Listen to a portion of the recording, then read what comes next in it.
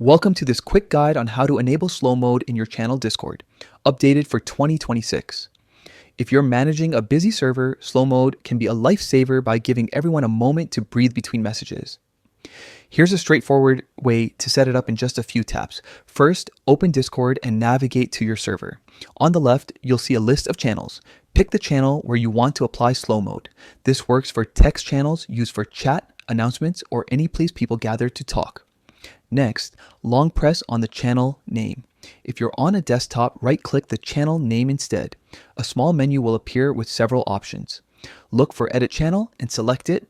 On mobile, after you long press, you'll see a similar option labeled Edit Channel. Tap it to open the channel settings. In the channel settings, scroll down until you find slow mode. This control is typically labeled as slow mode cooldown or simply slow mode, and it governs how often a user can send messages in that channel.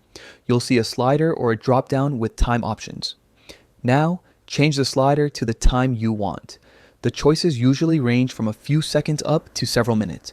Pick a duration that fits your channel's pace.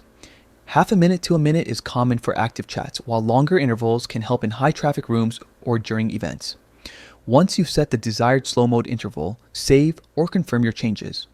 On some interfaces, this happens automatically as soon as you adjust the slider. On others, you'll need to hit a save or apply button. After saving, the channel will enforce the new cooldown, and members will see a small indicator showing the slow mode status when they try to send messages.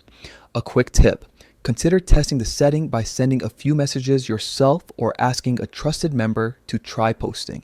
If messages are blocked too aggressively, you can tweak the duration up or down.